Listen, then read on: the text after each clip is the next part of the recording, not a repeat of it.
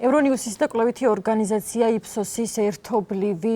კვლევა აჩვენებს, რომ ევროპარლამენტის არჩევნების შემდეგ შესაძლო არის ულტრამემარჯვენე პარტიები გაძლიერდნენ. ამავდროულად კვლევის თანახმად შესაძლო არის, რომ ულტრამემარჯვენე პარტიებისგან 91-მა დეპუტატმა მოიპოვოს მანდატი ევროპარლამენტში და სხვა პარტიებს შორის მესამე ადგილი დაიკავონ. კვლევის თანახმად ბოლო 20 წლის განმავლობაში ევროპარლამენტში ულტრამემარჯვენე პარტიების წევრების მხოლოდ 8.7% იყვნენ, თუმცა 2009, 2014 და 2019 წლების არჩევნების შემდეგ მათი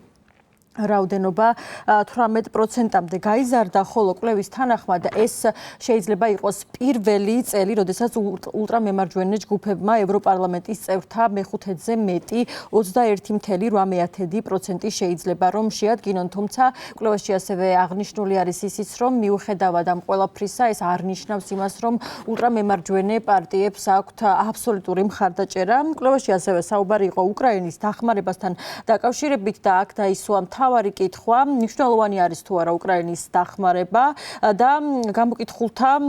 36%-ს მიაჩნიან, რომ უკრაინის დახმარება წარმოადგენს პრიორიტეტს, 36% მიიჩნევს, რომ უკრაინის დახმარება მნიშვნელოვანია, თუმცა არ არის პრიორიტეტი, ხოლო 27% მიიჩნევს, რომ უკრაინის დახმარება არის მეორე ხარისხოვანი. 1%-მა კი არჩია, რომ ამასთან დაკავშირებით არ ესაუბრა. როგორც აღმოჩნდა, უკრაინის დახმარება ყველაზე მნიშვნელოვნად, ყველაზე მაღალი მხარდაჭერთა რაოდენობა არის შვედეთში, სადაც გამოკითხულთა 68% მიიჩნევს, რომ უკრაინის დახმარება პრიორიტეტს წარმოადგენს, ხოლო ყველაზე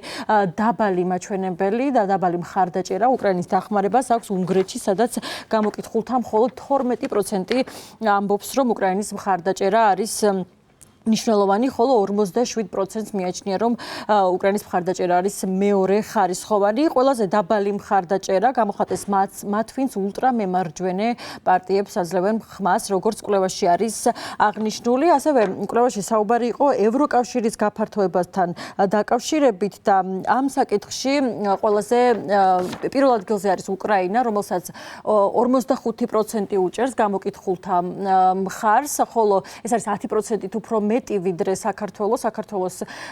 მხოლოდ 35% უჭერს მხარს გამოკითხულთა რაოდენობისა და 30%-მა არ იცის ზუსტად რა პასუხი გასცეს ამ კითხვას, ხოლო 35% კი წინააღმდეგია საქართველოს ევროკავშირში გაწევრებისა. მას საქართველოს შემდეგ უკვე მოდის სერბეთი, ალბანეთი და